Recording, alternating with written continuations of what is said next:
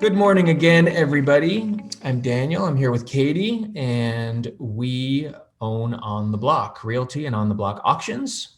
And we're here today to talk a whole bunch about the auction process and how that works. We do have one that is coming up in less than a week's time on Tuesday. And so this is an opportunity for those who might be interested in that one, and in general, just those who want to understand more about how the auction process has worked for us and how it works in our platform. This is your chance to see what we do, ask your questions, and hopefully we can have you leaving here feeling like you know virtually all there is to know about how we do things here. So I'll start off by saying I think everyone who's on here is muted, so I appreciate that. If you can stay muted, that would be great. If you have questions, you can put them in the chat box. If you're watching on Zoom, if you're watching on Facebook Live, same thing. We're watching the Facebook stream as well. I can assure you we are going to cover virtually every question that we're used to getting over the course of this webinar, but by all means, jump in as you see something if you don't want us to forget.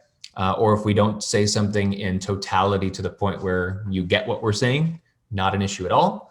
And with that, yeah, we'll get started. We'll get popping on this thing. Yeah.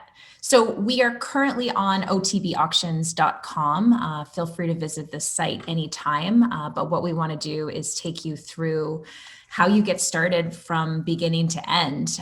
So down towards the bottom here, you can see that we've got our current auctions. The one we have right now is a home in Burlington, 1269 Treeland Street. And then we have the option to use the demo. So you can go in the demo at any time and basically place a fake bid on a home, just so you have a better understanding how the process works and get your clients comfortable as well through that. Yeah, so you'll see anytime there is a live auction, the current auctions button will be live, and you'll also see a ticker at the top here prior to and during the auction that'll show any properties that might currently be on the block. So this is the Treeland property here that Katie was mentioning. The bidding itself begins on Tuesday at 5 o'clock in the evening. So that is what this countdown is here. And the current bid right now, because the bidding hasn't started, it represents both the MLS listing price and the opening bid on the auction. So not too dissimilar from if you're familiar with offer dates, which all of us are in all sorts of different ways. Same idea, it's listed at a price. The one, I would say, not big difference, but a difference in the way that we list is we don't deliberately list at a number that is excessively lower than what market is deemed to be, because the point of the auctions, and to just put into context why we do what we do and why we built this platform, it's a function of building transparency into the real estate process in the GTA market, but everywhere. It is an adopted and adapted model that you might be familiar with that is really prevalent in Australia and other markets where auctions really are a big way that they sell. In those markets, generally speaking, they're live and they're on front lawns, and you've seen videos of people doing the auction stuff, and our auction house is equipped to do that. However, we've built a platform that allows all of this to be done online, and that's for a multitude of reasons, the most important of which being accessibility to everybody, especially in a time like COVID, but even prior to that, just allowing people from wherever they are to have the opportunity to participate. And also, given the climate of where we live in Ontario and the GTA, times like right now would not lend themselves very well to standing on someone's front lawn or front porch in the freezing cold to bid on a home when they could do it from a computer screen or another device.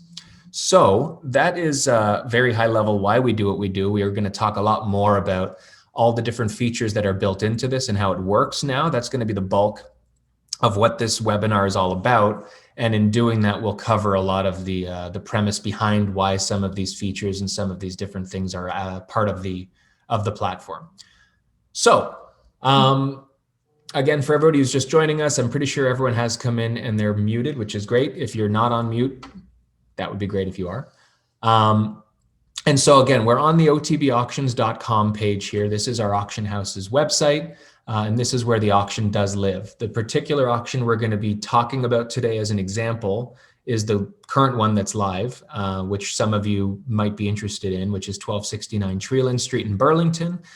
The auction page itself is also accessible by going to 1269treeland.com, but it's all one and the same. Yeah. Before we get started, maybe we can just go through a couple of the common questions that we get for our auctions in general.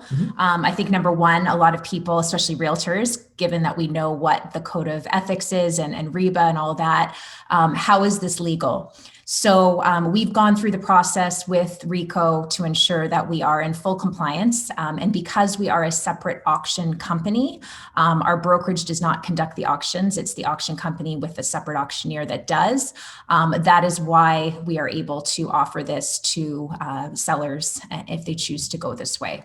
Yes. And it's important to note also that everybody who's participating is obviously fully aware and agreeing to the fact that what they're doing is what it is. Like, there's nobody who's going into this under the expectation that their bid will not be seen, for example. And the same goes for the seller, where we've got a lot of, there's a lot of listing or sellers selling their property who like the idea of things being kept quiet. The seller who does put the listing up there is fully aware that the bids will be made transparent. And so that's another caveat to it.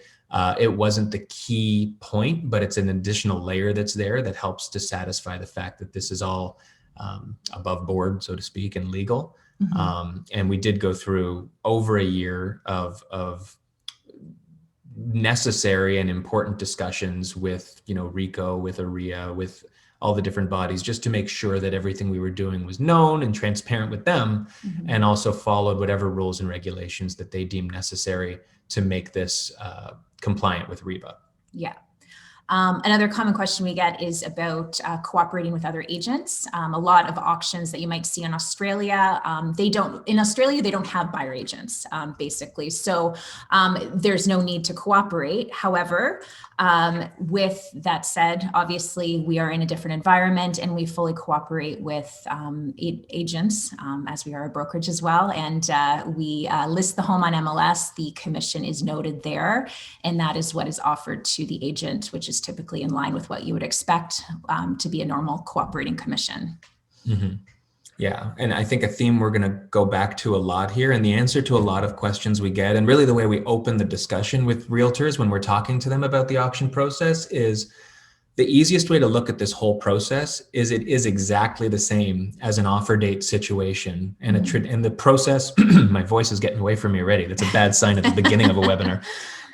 The process is identical, thank you, to everything you'd see in an offer date situation in terms of it being on MLS, in terms of showings working the same way, the marketing working the same way. The cooperating commission is no difference. It's really everything about it is the same. The paperwork, with the one considerable difference being that the offers themselves and the prices are transparent to all the people who are participating and viewing the auction.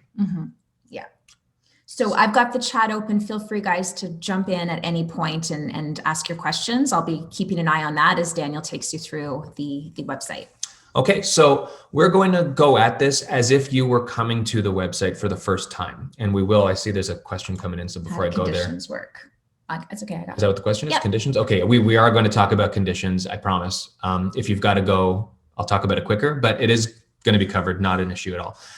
So when you get to the website, in order to look at the auction and see what's going on, you can just go to current auctions, and I'm going to do that. And this will give you any auctions that are currently taking place. This has a feel similar to a lot of different brokerage type sites or realtor.ca or anything like that. But you can click on, you can see here's the current auction. I'm going to click on that.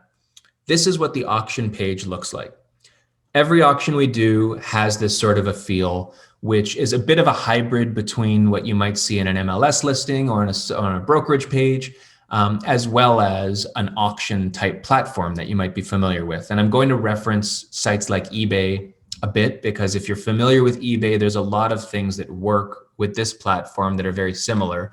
That being said, I understand that not everybody participates in online auctions. So we are going to cover this in a very specific way.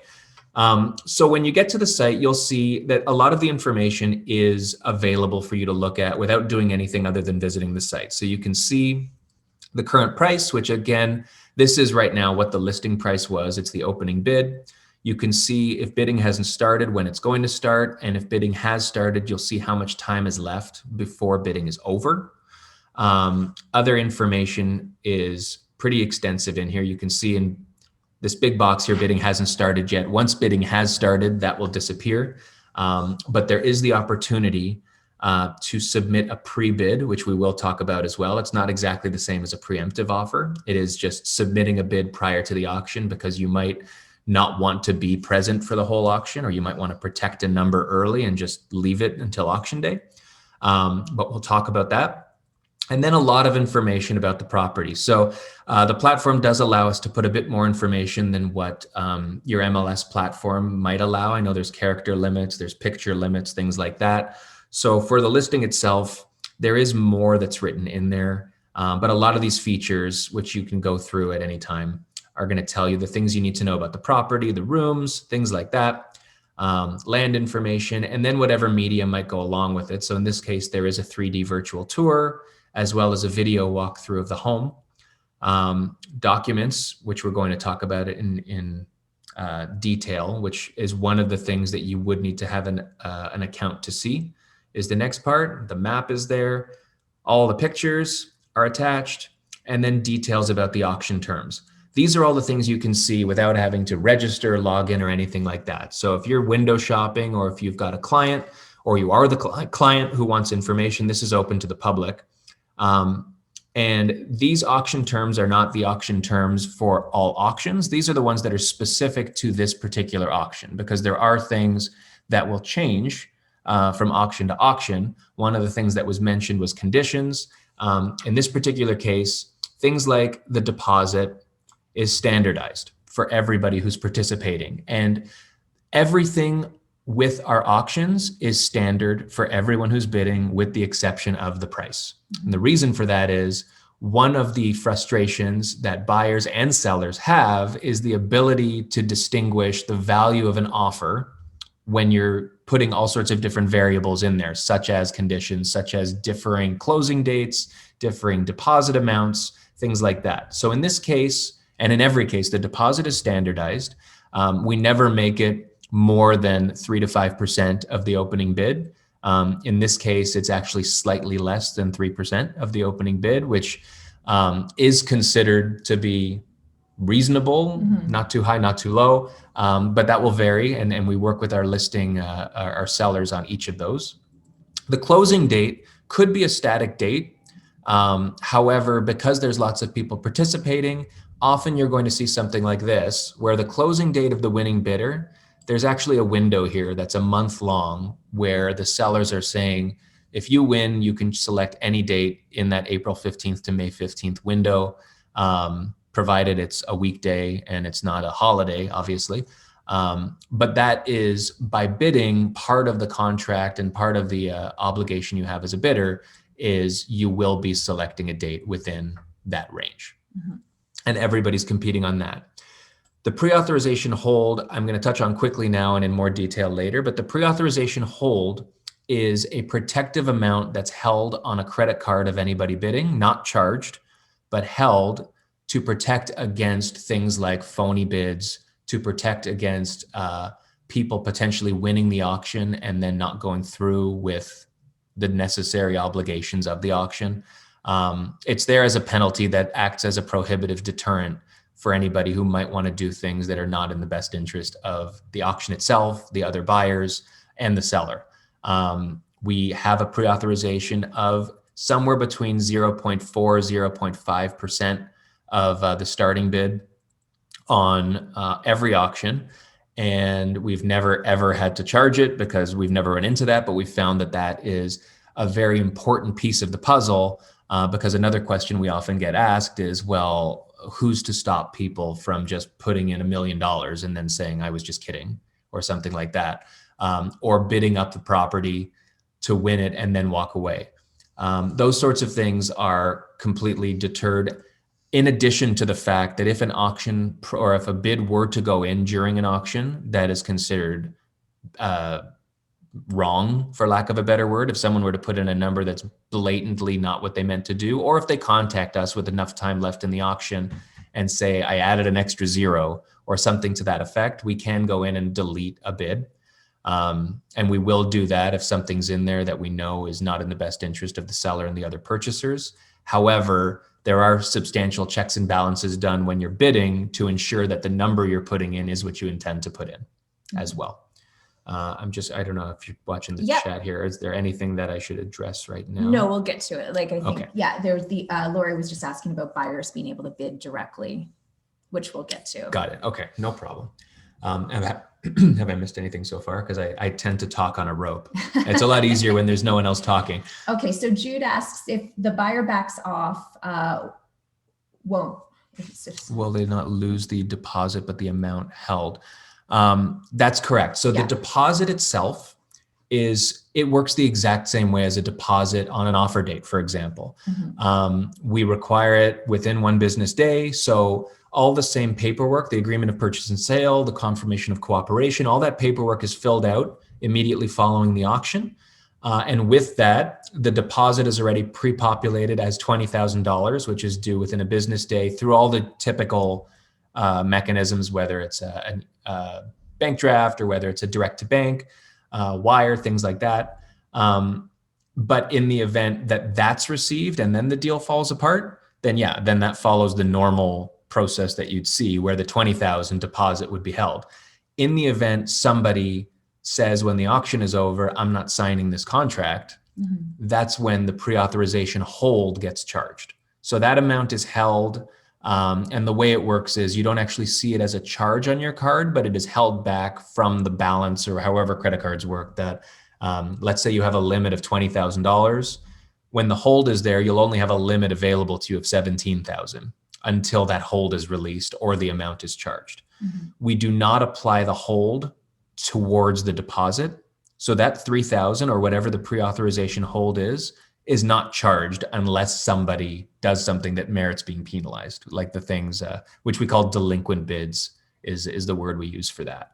Other than that, that $3,000 never actually would come off of somebody's credit card. However, as a bidder, you do need to ensure you've got a credit card that has enough free space on it to have a hold on it for that amount. We have run into situations where people are signing up to bid minutes before the end of the auction only to realize they don't have a credit card that will be pre-authorized for enough and they can't bid because they're not able to do that.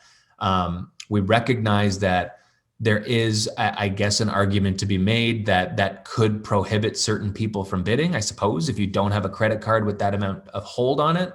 But part of the protection for the seller in the process as well is that's not so large of a number that someone making a, deep into the 6 figures, over $1 million in some cases, bid on a home, we would want to know that someone's able to be protected to that degree. We don't consider it to be intrusive enough that it's going to limit people from doing that. And we've never run into a situation where someone hasn't been able to address it, but it's important to know ahead of time, if you're someone who is planning to log in at the last second, there are situations where someone has tried to do that and hasn't had the preparation necessary to be able to bid and the auction has ended, for example.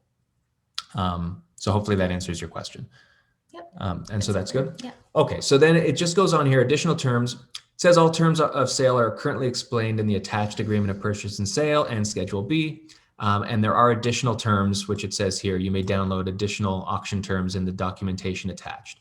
In this particular auction, preemptive offers are not being accepted. From time to time, preemptive offers may be accepted. We will leave it to our sellers, as always. And if we get instruction to not allow that, we will.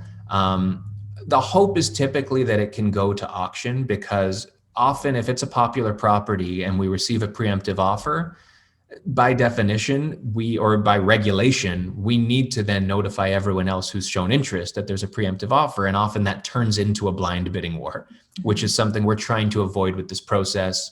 And it creates and takes away the transparency we're trying to go after here. The goal of this platform is to give everybody who's interested the opportunity to purchase and not to feel Like for whatever reason, they didn't get to buy the home because they weren't given enough chances. They didn't know what number they were supposed to go to, so on and so forth. And when things are transparent, that is all able to be done for everybody. Right. So Sharon asks, good question. Is it the realtor or seller that puts that deposit? Okay, so this ties to another question that was asked. So I guess I'll get to that now. Okay. Because somebody else had asked, is the bidder bidding, or can a bidder bid on their own? Yes. It's a bit of a tongue twister. And the answer is yes. And I'm going to actually use that as an opportunity to start the login process, because at this point you'll notice that you can't actually access the documents right now. And all we really require for the additional access is a name and an email address. None of the credit card stuff comes into play if all you're trying to do is get the information in the documents, but we do require a sign up for that element of the page. And you'll see when you log in, there's multiple ways to log in. Maybe I'll just do it. So same thing here. If you want to bid, you're also going to need to log in. So if I go and I log in and you don't have an account, we're going to sign up here. So Katie does have an account, but she's not going to sign in right now. So when you go to sign up, you're going to see right away, it prompts you to tell the system whether or not you're currently working with a realtor. And this is because the platform is open to those who are not represented. However, and we're going to get into a whole world of questions here, which is the point of this webinar, there are no collateral agreements, and we will not take on a client, which you're going to see in a second, who's not represented. How people, though, can bid with absolutely no advantage to them in terms of monetary savings or side deals or collateral agreements, or even advice from our listing agent because of multiple representation rules. None of that is going to come into play if they choose to not work with a realtor. So I'm going to start with the not working with a realtor, and then I'll come back and I'll go to the working with a realtor. If someone selects that they're not working with a realtor, they'll immediately see this here that I think I'll read it word for word because it's important you see what's written here. Please be advised you have identified you are not working with a realtor. You are permitted to participate in auctions as a bidder without a realtor. However, it is important you understand the responsibilities and rules surrounding unrepresented bidders. The listing brokerage in any auction will not have a client relationship with unrepresented bidders, and as such, the customer service provided to you is restricted to the services required to fulfill the transaction, yet not with any fiduciary client relationship with the listing brokerage.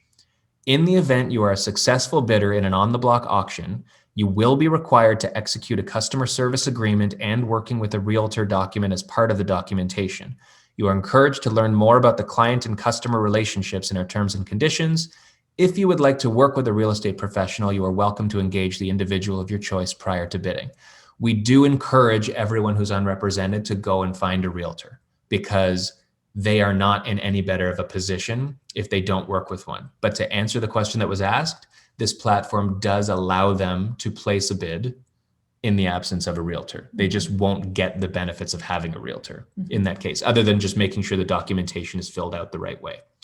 Further to that, I acknowledge I will participate in the on-the-block auctions according to the terms above. I understand that I am allowed to bid without representation of a real estate professional. However, I will not receive the benefits of a client relationship and will need to engage in a customer service agreement should I be a successful bidder. If they press I confirm, they will be forwarded to a page that'll show you the other route. And if someone does not have an agent and they go this route and a couple days before the auction, they decide they'd like to work with an agent, that's totally fine. This doesn't lock them into being unrepresented. In fact, people who go this route will receive, we send out communication to people who are registered throughout the process. We do want to make sure everyone fully understands what they're doing, both from a using the platform perspective and also from the difference between customer and client relationships. And if someone feels they're at an advantage not having a realtor, it's their prerogative, but we're there to explain to them there is no detriment to having a realtor. That's only helpful to have that. Now, Victoria had asked how many auctions we've done using this process. So we've done 13 so far, and we have not had a winning bidder be unrepresented with the auction so far. Like all of them have been represented by a realtor through the process. Right. One thing to add, if there's anybody that's watching the webinar who has already signed up on the site, this particular page and distinction on sign up is something we just added to the platform about 36 hours ago. These prompts were there historically, but they were there once somebody started bidding. We found it's important to lay out this information on the front end as early as possible for people, especially if they're not represented, because we don't want to be blindsiding somebody at the time of bidding. Again, nobody's ever won an auction without an agent, but this is now here. So if you did sign up 2-3 days ago and did not see this page, or if you're unrepresented right now and you want to be represented, or if you're represented and have not disclosed to us the agent, we will be reaching out to everyone who signed up prior to this page being there, just to confirm if you've got a realtor, so we can be in communication with them as well. So Lori just wanted to know how many participants would be unrepresented buyers per auction. And I don't think it hasn't been much. Usually none. Yeah, maybe 5-10% at most. Yeah. If that. So yeah, most of them we're working alongside the realtors, showing them how it all works and helping them to get their client comfortable with the process. Yes. And I guess I'll answer that other question before I move forward, even though we'll get there too. And keep the questions coming. The question was asked, who does the bidding? Yes. So either the realtor or their client can do the bidding. That's allowed. However, and this is detailed very deeply in the terms of the auction as well, the credit card that is registered is going to belong to the person who is doing the bidding. The reason for that is it's not just about the pre-authorization amount, it's also about fraud prevention, identity verification, and making sure that, people are who they say they are, where the credit card is not coming to us, it's going through authorize.net and through Stripe, which are third parties, fully encrypted. We don't see any of the credit card information, but it does make sure that the people are who they say they are, in addition to making sure that there's a balance there for the pre-authorization hold. What this means is, if you're a realtor, and we do see, I would say half of the bids that come in are realtors bidding on behalf of their clients. So it's allowed. You just need to be aware of what that means. If you're a realtor and you're bidding on behalf of your client, until the contract is signed, like the actual agreement is signed, let's say you win the auction, if your client were to turn around when the auction was over and say, actually, I don't want it anymore, then you as the realtor are the one who is liable to purchase the home, because you're the name, you're the credit card, you're the person who has been associated with the account that's bidding. On the other side of the coin, if your client or the bidder themselves or the ultimate purchaser is the one bidding, they are the ones who are going to be the ultimate purchaser. Everything will flow with that name on the documentation. And so there's a lot less risk to a realtor of potentially being left holding the keys, literally, at the end of an auction. I'm going to show you how that all works, though. If someone were to click, which most people do, I'm working with a realtor, it goes straight to creating an account where they will populate their names first and last. And if you're a realtor, same idea. You would put your first and last name here. Your client would put their first and last name here, their email address. I'm trying to think of I'll put our podcast's email address here because our own accounts have. It's a random email address to use, but just so that it doesn't tell me the account already exists. And you create a password. And then, very important, as a mandatory field, the client needs to identify who their realtor is with a minimum of the name and email address.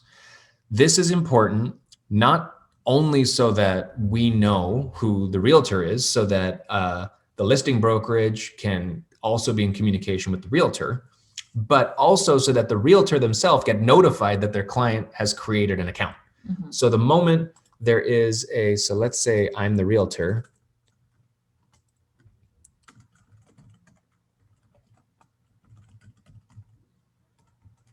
If I'm the realtor, there's an option to put phone and brokerage name in there. It's not mandatory, but the more information, the better.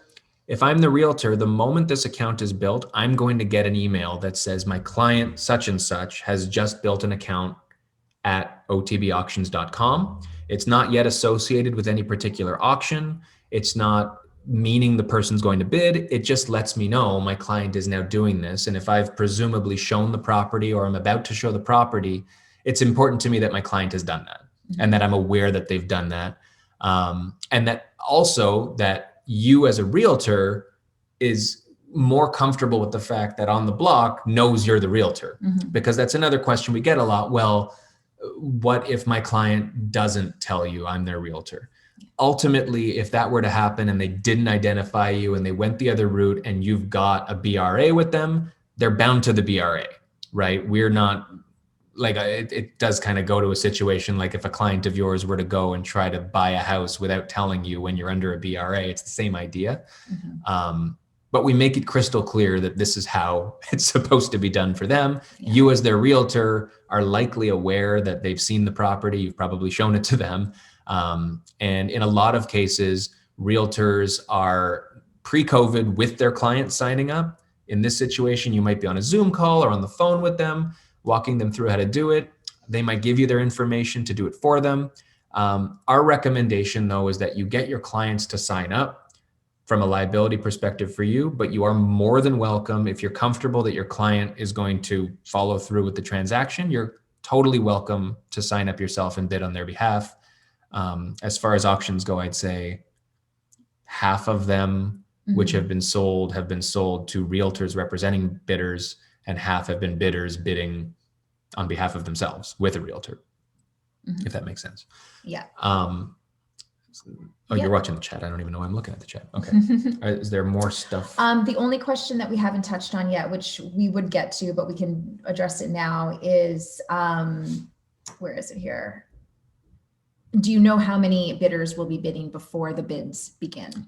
Very, very, very good question. This is one big difference from an offer date. People can sign up as bidders and they might never bid. The reason is, let's say for this particular property, let's say your maximum that you're willing to go is going to be $630,000. Like that's your cap. And you're also not planning to bid until there's an hour left in the auction. You're going to see what the price is. And let's say the auction ends at 8 o'clock. Let's say you look at the page and it's 6:30 and the price is already $631,000. Just because you've built yourself a bidder account does not obligate you to place a bid. It's one of the nice things as a buyer that means you're not going to be sitting around saying, I wonder if my number's good enough. In some cases, it might already be too rich for what you're looking to spend, and you walk away, and that's fine, and you save yourself an evening. But in those situations, the number of people who have registered as bidders will never equate to the number of people who are actually bidding. That being said, which we will see in a minute, you will see how many bids there have been. You'll see the amounts of the bids that there have been. You won't see the identity of the bidders because we have to protect that. You'll see like an encrypted username, but you'll always be able to keep track of how many people have bid.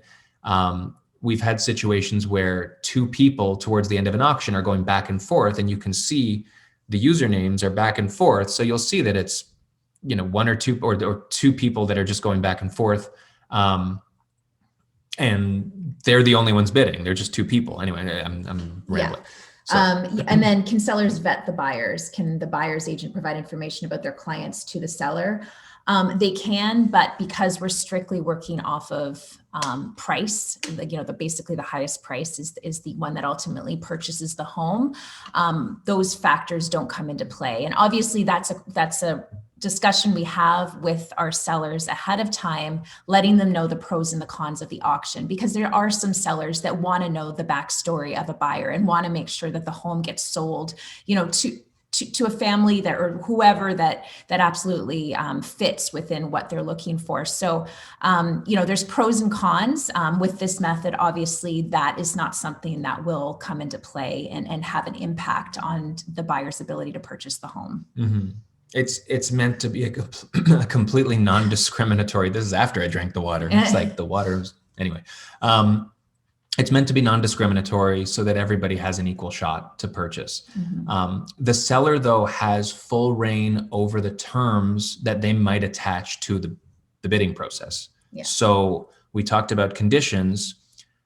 If the seller wants to allow everyone who's bidding to have, for example, a financing condition that they're entitled to, we've done that in an auction before, where whether or not you needed a financing condition, because it would have ensured more people participating, a financing condition was actually included with everyone who was bidding. Typically speaking, and more often than not, inclusive of this particular auction, the auction itself is without conditions, or the sale itself is without conditions. Some of the things we do, which I'll get to here. So let me move forward, and I'm going to talk about conditions. Speaking of which, you're going to have to. I don't think this lets you. Oh, it does. Okay. You do need to read the terms and conditions, though. I know a lot of people skim over that. These are the terms and conditions of the site. So I hate to say they're less important, but these have nothing to do with the auction itself. This just talks to basically the use of the site and what that means in terms of how we treat private information and stuff like that. And it's all compliant that way. You have the opportunity, or your client does, to sign up for future updates. We aren't a very frequent newsletter sender, although we do update people about upcoming auctions, things like that. So I'm going to not sign up for the newsletter, although I encourage you to sign up for the newsletter. And then you have the option to do two different types of registration. Basic registration, this is all the information that you need, and that is what's going to allow you to view the documentation, as I mentioned before. So I'm going to do that now. If you were to proceed to the bidder registration, it will start to ask you for some more information, which we'll talk about also, because once you're a bidder, we need to do more things, such as verifying your identification, things like that. So I'm just going to complete. Oh, my form has errors. I didn't put my name. Whoops. Who do I want to call? I'll call myself Mike Smith. Okay, my bad. So you'll note that if you don't fill out the form properly, it'll let you know. Okay, so there we go. Thank you for registering. So at this point, the person who registered will get an email confirming, which I just got. And then you're also going to get, because I'm the realtor, I also got an email that says my client, Mike Smith, just signed up at On the Block Auctions. So that's the two things that happen at this point. Now I'm going to log into my account because I've just built that account. I should have chose a smaller email address. It's long. Whoops, that's what happens. I ran out of runway there. Okay. Okay. Log in. Hopefully that got the thing right there. Okay, so now we're logged in.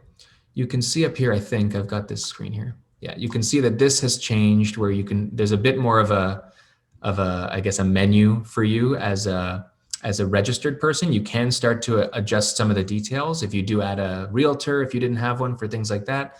But the point here is now the options have changed. Becoming a bidder. That's turning this into a bidder registration, which we'll get to. That's if you're ready to bid. And then farther down, you can see now the documents associated with this auction are available. And there's a lot here. One of the key things to the whole process, we keep talking about transparency. It's important as much information as possible is available to people who are participating, inclusive of your clients. Obviously, realtors are entitled to everything, but you'll see here some of the stuff might seem, I guess, untraditional than what you might be used to. But the first thing that you're going to see, we'll always do an inspection report. If it's a condo, there'll always be a status certificate attached. If we're requiring people not to have conditions like inspection or status in their bidding, we want to make sure that that's all made available to them ahead of time. It's always a third-party inspection report. Any blemish, if there is any, is fully disclosed on there. The phone number of the inspector is made available. We're in no way affiliated with any of the inspectors. In fact, we use different ones for different properties. But that's there so that people can do their own due diligence ahead of time. And people are welcome to do their own inspection prior to the auction if that's what they choose to do as well, if they're more comfortable with that. Absolutely. So that's there, and you can click on that and download it. Things like floor plans are here. In this particular case, there's, I guess, sort of a neighborhood infographic. Feature sheets might be on here. In this case, right here, I don't know if this is going to open on the screen. Let me just see here. I think it'll download. Will it? See. Yeah. It'll download. Okay. I don't know if people will be able to see that on the screen share, but you're welcome to go and download it. But basically, that is a pretty quick single page, here's how the auction works PDF that people can look at. And then there are three things that are the most important. The auction terms, which is the full terms of the auction. This covers everything about how the auction works, what the responsibilities of the seller are, the responsibilities of the buyer, and all the moving parts of an auction, how the bidding works, so on and so forth. That is necessary that you and or your client is familiar with that. It comes up here. It also comes up when you're intending to bid again, and it does require you to check off that you've read it at that point, because this is the acknowledgement of the terms to which you're agreeing to by participating in the auction. And you do acknowledge them when you go through the bidding process. Again, it's not going to open on the screen right now, so we can either attach them, I guess, to, well, we can email them out to people. I mean, if you're going on the site, you can download them right now. Somebody just asked, is this being recorded? 100%. This is being recorded. Oh, sorry. I'm creeping on you. Stay in your own lane. I know. While we're on questions, Deb, it'll be recorded. Scott asked, and it's something we'll get to, but I want to make sure we answer it. Is an end time to the auction held firm, or is there an advance time frame each time a new bid is placed? So this auction and most of our auctions run for a few hours in the evening. So 5 o'clock to 8 o'clock p.m. is this auction. And what happens is if somebody comes in the last few minutes of the auction with a bid, then the clock will automatically extend for another 3 minutes to give everybody else a chance. So dissimilar to eBay, it does not get, like, it's not the quickest click at the end that ends up getting the home. And that's something that a lot of people, because maybe they didn't take the time to read through the terms, don't recognize. So we've had a lot of our auctions that have been quite popular have actually extended about 30 minutes later, because there's people coming in with those last minute bids, which kind of makes it exciting, but it can also confuse people if they're not aware of that, because they think they can snatch it up right at the deadline. Yeah. So there's no benefit to waiting till the end here. And I think a lot of people think that that's the way to win an auction, is I'm just going to see what the number is at 7:59, and if I can do better, I will. People do that. Almost every auction, someone's waiting to the last minute, and all that does is extend the clock. They freak out because they thought they were going to win it. But the point here again is that everybody has a chance to buy it. We're not going to put someone at an advantage because they've got a faster mouse. You might be in the lead, and if somebody outbids you at the end, and for whatever reason, you're not sitting there in the last 10 seconds, you could lose out on a place you were willing to improve on. So we give everybody, for our seller's best interest, we give them the opportunity to improve to however their maximum comfort level is. And for the buyer, it makes sure everybody doesn't get left in the cold if they were willing to go higher. And then the other question that we have to answer is, if an unrepresented buyer wins the bid, who gets the co-op commission on the block? And in that case, yes. Because it's an even playing field. We're not saving commission. It kind of goes back to that whole, a buyer being unrepresented. They have no advantage. They're not able to get any sort of a discount because they don't have representation. And that's sometimes why people then go out to get representation, because they recognize that it's an even playing field. And so that's how it operates. Absolutely. Like if you've been listing homes, you'll see there's people like Realtor.ca leads, or people who are unrepresented, who will call and say, okay, what kind of a deal can I get? Because I don't have an agent. It doesn't work that way here. If they call and ask us that, we say 0 deal, go get an agent.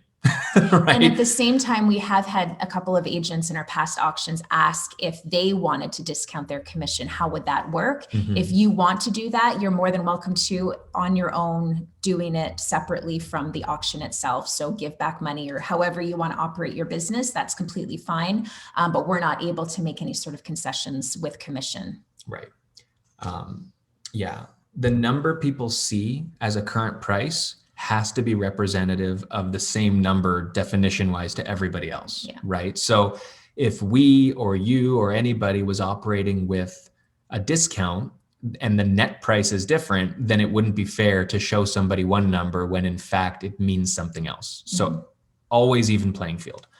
And speaking to that, we put on every single auction a copy of the actual agreement of purchase and sale and the Schedule B, if there is one, not fully populated, but populated with all the terms that are standard for the auction. So in these cases, you'll see things like the buyer name, the purchase price, the closing date are blank because those are the variables associated with this auction. But the deposit is going to be pre-populated, as we mentioned already, at $20,000. And the Schedule A and conditions are pre-populated, and that's going to be in there with whatever terms have been agreed and preset with the seller. So we don't leave a blank Schedule A when we say it's a firm offer. It's a firm offer in that there's nothing that's going to hold up the actual firmness of it because of something that has a multiple day condition attached. However, things like broom swept condition, things like balance of the purchase price, things like not substituting chattels and warranties and all those sorts of things. Buyer's visits, 2 buyer visits before closing. Sharon did ask about financing, which is another one. And for this particular auction, there is no financing condition. However, we have had auctions where we have offered it. It's another conversation that we have with the seller. We look to the market, we see what's going on. And if anybody is active in the market, which I'm assuming you guys all are right now, we're seeing a lot of bidding wars that are condition free, and we have done the same with this particular agreement. So hopefully with the time beforehand, your client is able to try to get as much confirmation as possible with regards to their financing situation. Yeah. And in events where we have looked at preemptives, for example, this one's not looking at preemptives, but if there are terms that are not available in the auction, that's where we would invite someone to submit a competitive preemptive with the terms that they need to have so that they can operate outside of the terms of the auction. Yeah. So before the auction, and in the event it doesn't sell at auction, after the auction, the listing becomes a traditional listing in every sense, if that makes sense. Yeah, and Rama asked about submitting the documents unless we win the bid, and that's correct. So only the winning bidder and their agent will be the ones that will be completing the agreement of purchase and sale and the confirmation of co-op and all of the documents associated with it. Until then, it's simply using the auction platform to determine the highest bid. That's right. So these are the terms, and these are the 2 forms that they know they're going to fill out. Also, at the end of the auction, the winning bidder would be sent the confirmation of co-op. And typically that's it. Like, this isn't a situation where there's not multiple people sending us paper offers. We do have people sometimes who think they need to populate offers and send them. This is all done. This is the mechanism to come up with the winning bid. So it's not meant to be a constant back and forth, and every time you want to up your bid, you need to send in another piece of paper. It's meant to be simple, clear, transparent, and when it's done, you know what you're signing, and you've agreed to be signing that at whatever the price you bid was. So since we're coming up to the hour mark, I'm wondering if we should go over to the actual demo, the mock auction, just to kind of give you guys an idea about what it actually looks like in real time. Yes, and I mean, because I don't mind, I'll keep going after an hour. But but we respect your time as well, and we want to make sure you guys get the most out of this. Okay, so anytime you can click on the demo here where it says use the demo, and you'll know you're in the demo because there's going to be a red bar at the bottom that clearly says you're on our demo site. No bids are real, so that's pretty clear. And you guys can head over there. You can do that now if you want. So Sharon, what happens if bank appraisal comes in lower after? The same thing that would happen if your client went in a bidding war without a financing condition. Again, that's the advantage of having a realtor on your side and explaining what the pros and cons are of going in without a condition. So that's, obviously I guess a disadvantage, but it seems to be in this market a disadvantage all around, unfortunately. Yeah, it comes down to the seller preference in this particular case. And in a lot of cases, the sellers are comfortable knowing that once the auction is over, the deal is done and it's not still held up by something. We've told people what the pros and cons are. The pro to allowing conditions is that more people will probably participate and bid, with the risk that people might bid beyond their means or beyond appraisal and the deal might not work out. So we make sure our sellers are cognizant of the risks and benefits to that. And they make the decision on how they want to go forward. On the demo site, every day there are 5 different fake auctions that run. I'm going to just go here. So you can, if you click on current auctions here, I believe now it'll show us all the different demo. 2 demo street, 3 demo street. 1 demo street already ended earlier today.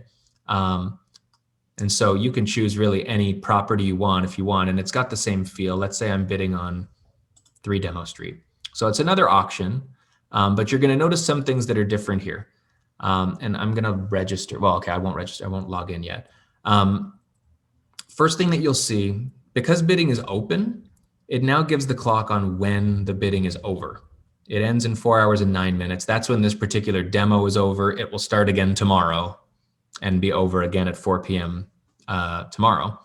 The other thing that is, I would say, the most important, other than the price you're bidding, the most important concept of the auction to know is the reserve price. Again, if you've been familiar with auctions, this might be a concept that is familiar to you. If not, it's a very important concept that goes along with the on-the-block auctions. In this particular auction, you can see it says the reserve is not yet met, right here in red. The reserve price is a price that the seller has set that is higher than the current price, which represents the minimum number at which they are obligated to take the high bid. And I'm going to say this a bunch of different ways, Katie, you can jump into, because you need to understand what that means. So basically, if one person bid and they bid $500,000 and it said reserve not yet met at the end, it's possible the home will not sell to the high bidder because the reserve price was not met. There is a price that's higher than this.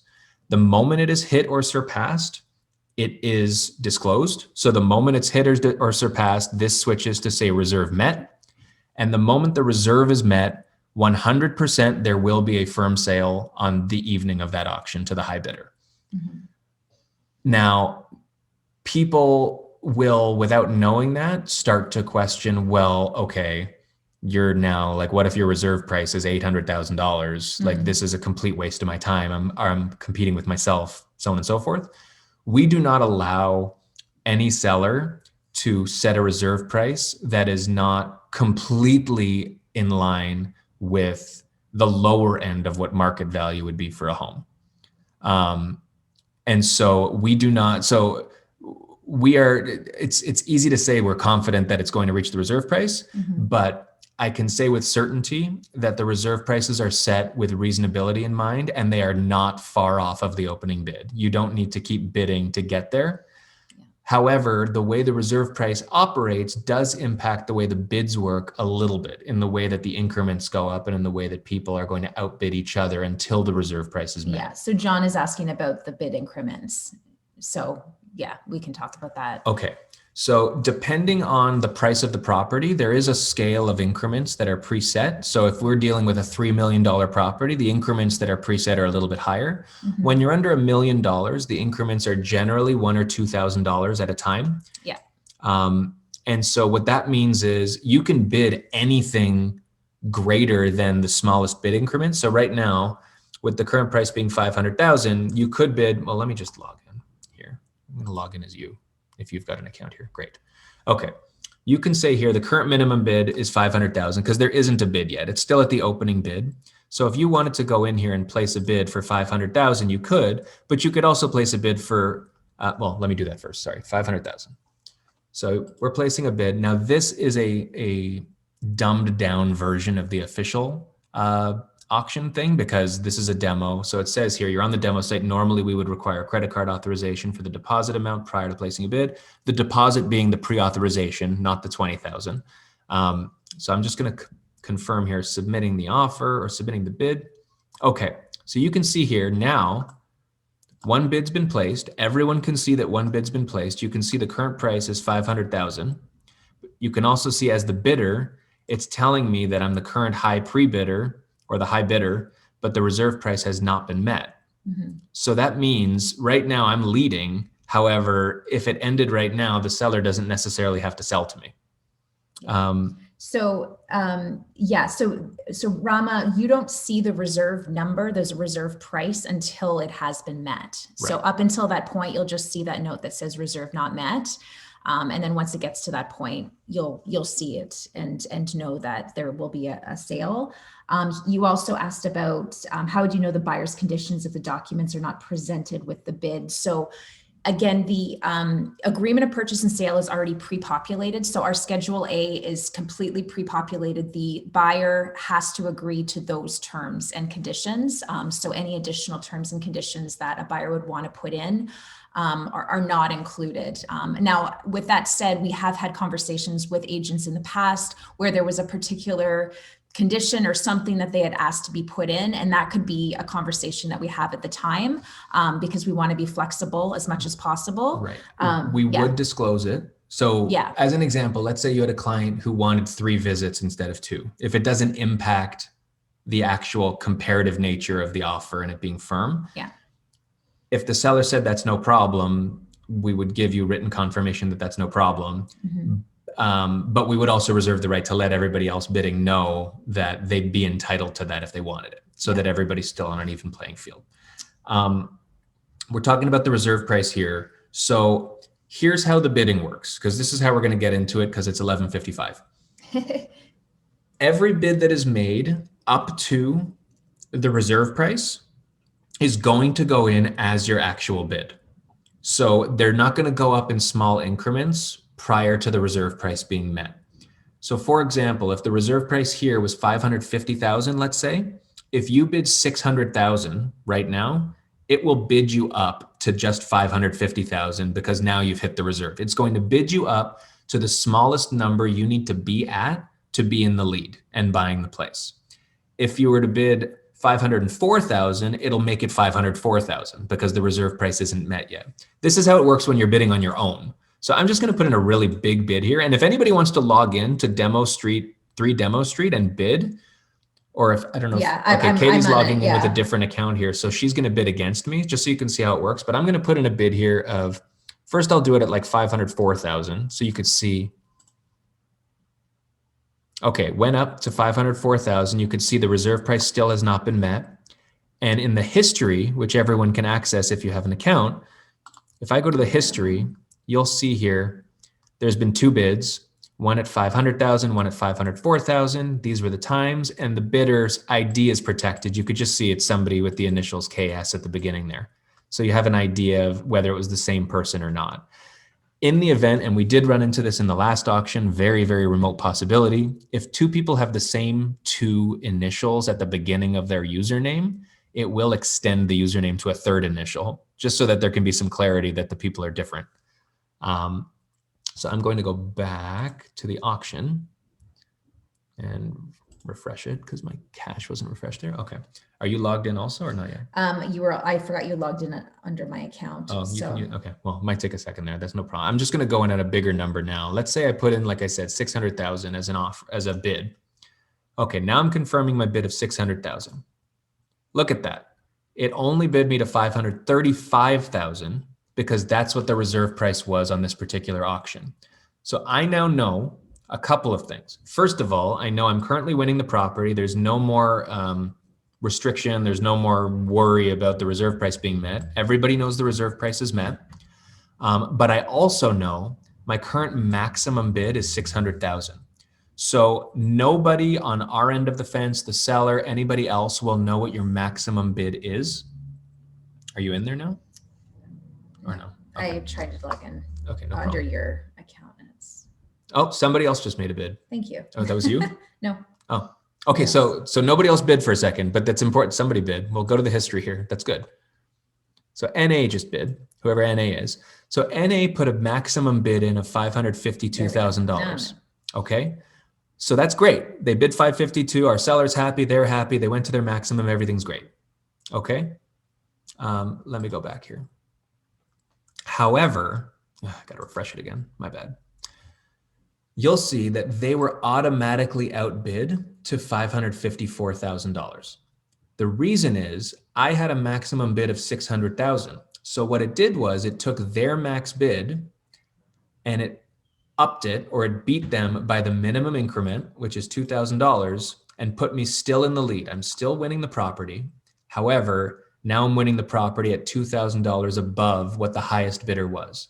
So this is good for, oh, and now was that you? Yeah. Okay.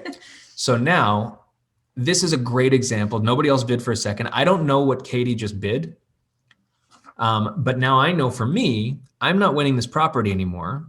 I was outbid by the minimum increment because my maximum was 600. That doesn't necessarily mean that the other person bidding bid 602,000. They could have a maximum of $1 million, but they're only required to pay and be a bidder at the level that they need to be at to be in the lead.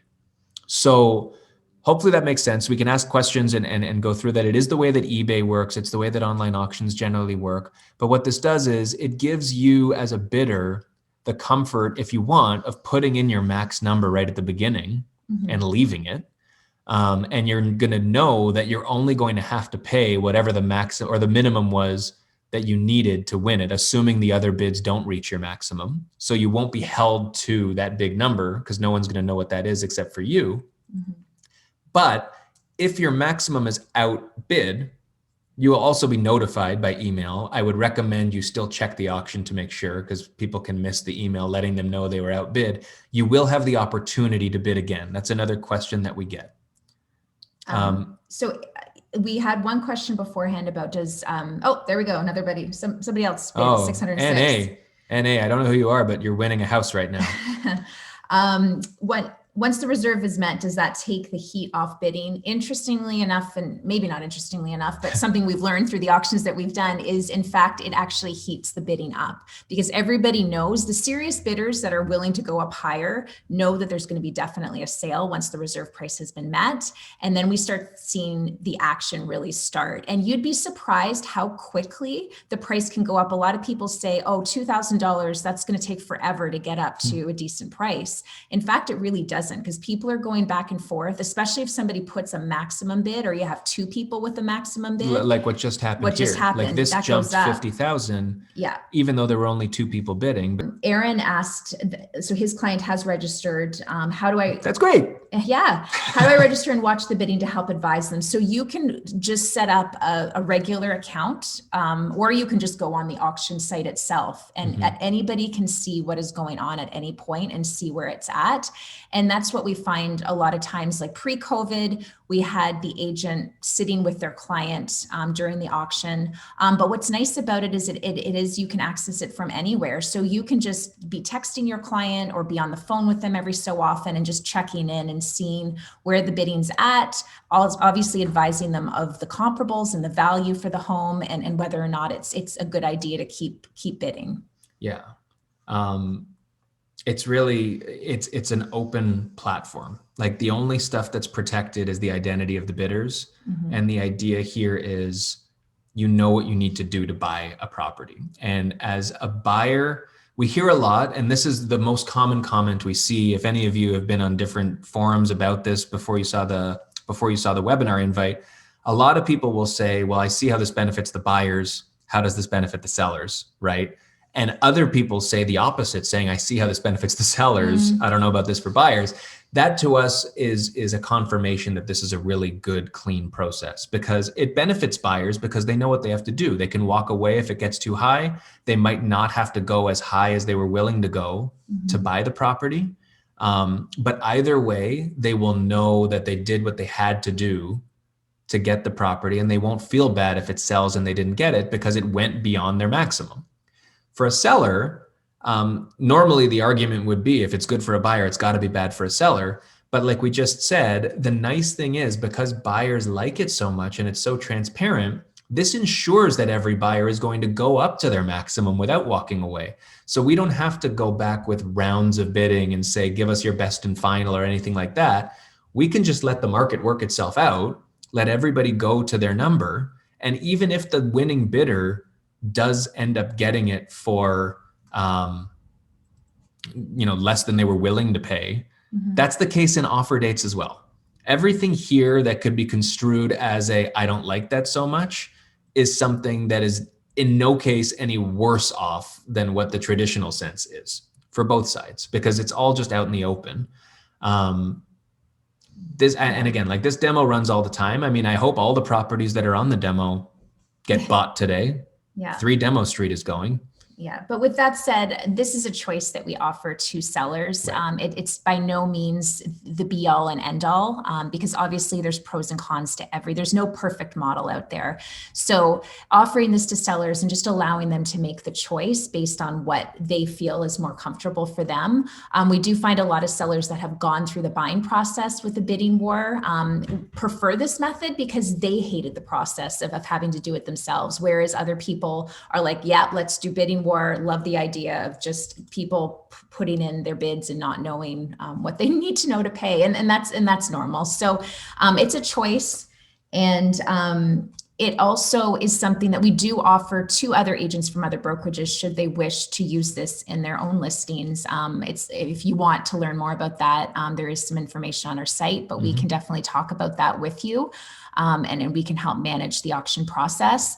It's a nice thing to have to just offer to your clients as a choice if they want to explore different options. Yeah, it's another discussion in terms of what constitutes a good auction property. But one of the things we want to it really make clear is that the stigma around auctions historically has been this is for distressed properties or this is for super luxury. Yeah.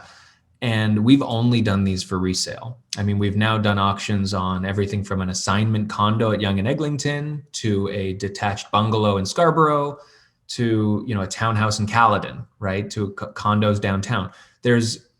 It's not about the type of home. It's about the market that you're in, the expectations of the seller, and the willingness to try something new. But we, like Katie said, like this represents, I don't know, 5% of our total listings for our brokerage.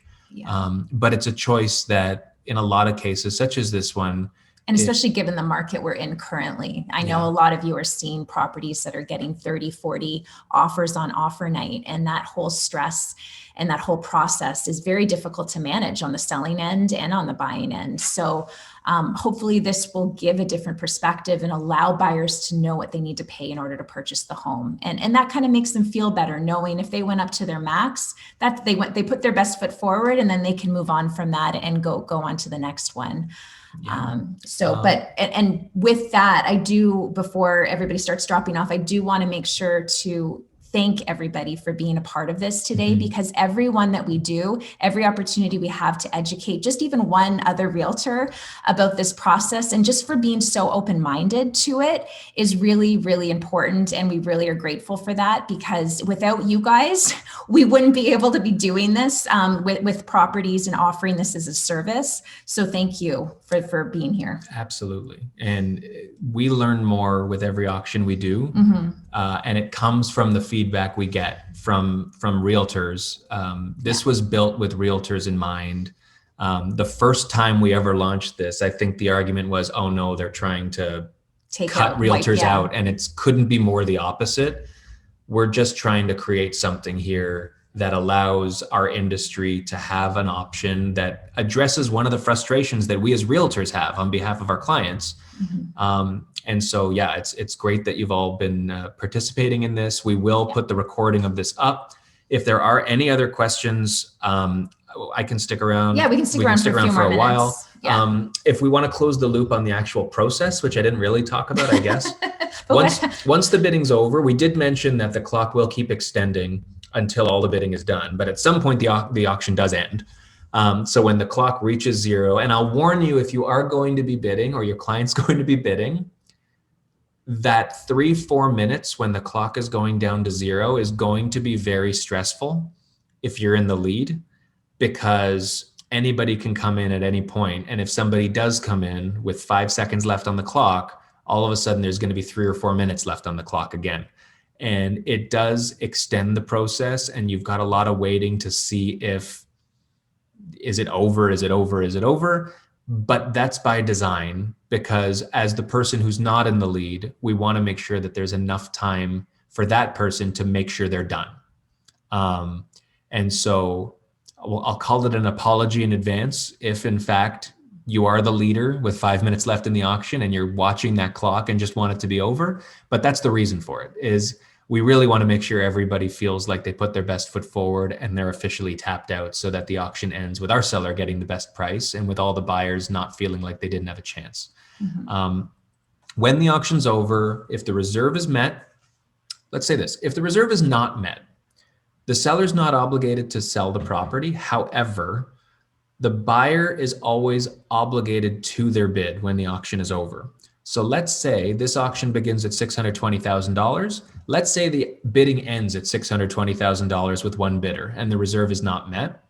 The seller reserves the right to accept the $620,000. They just might not. Normally, what will happen, we've had one or two auctions that haven't reached the reserve price. In those situations, the seller or the listing brokerage reserves the right to reach out to the person who bid, or if there's a couple, and actually have a conversation, negotiate. It turns into a traditional sale. It almost could turn into a bit of a bidding war, with the big difference being all the cards are already on the table. So everyone who's participating knows what's been out there. So in some cases, I think in one case it was, we just went back to the two bidders who were in the lead. Okay, we didn't reach, oh, bless you. We didn't reach the reserve price, but you both saw where we were at. If you'd like to submit a best and final, we can do that. You know what is happening. And people have completely the opportunity to say no, and the seller has the opportunity to take the high bid. But that's not typically what happens. If the reserve price is met, then immediately following the auction, all the paperwork that people have already known is going to happen is then populated, typically through e-signature. We have seen it done both ways, where either the listing brokerage will send it directly to the buyer's realtor to have their client sign it, or because the paperwork is already available, the buyer's realtor will populate it, have it e-signed, and send it back to the listing brokerage.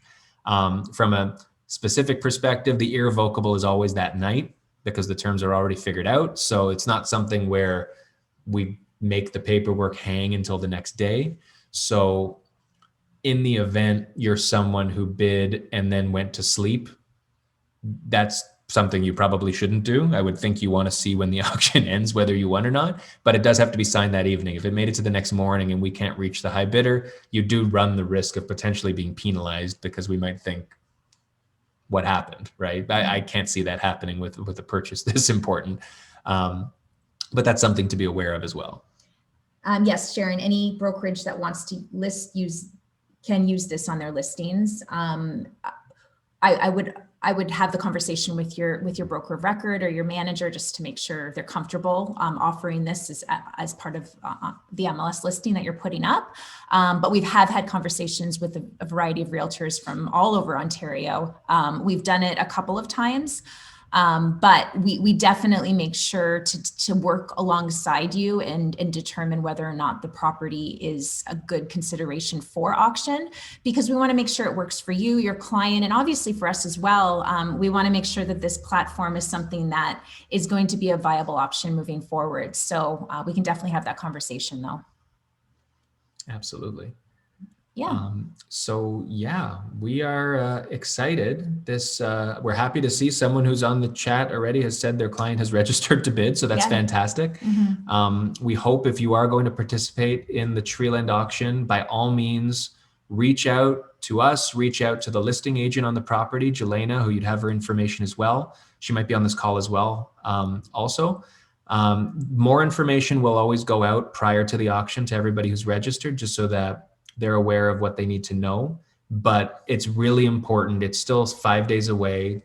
Participating in webinars like this and asking questions ahead of time is so crucial. Even if you're doing an offer date situation, like in any situation, you're representing your client and you want to know what you're dealing with and not come into it blind from a procedural perspective either.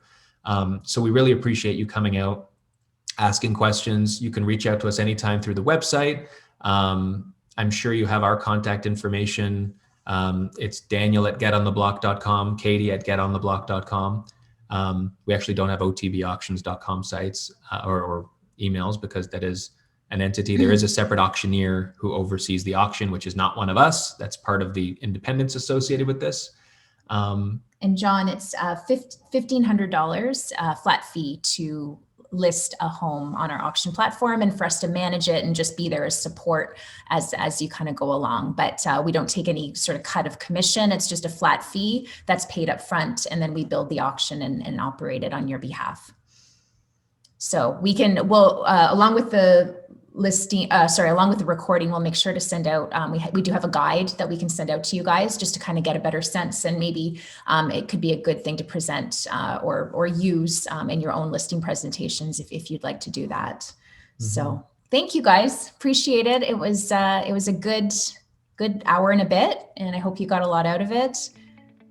Yeah. And that's it. Yeah, like we're around. So explore the site if you haven't already, both the demo and the other site and all that stuff. Have fun, participate. And that's it. Somebody's going to buy Treeland. We're done. All right. Have a good day, guys. Take care. Bye.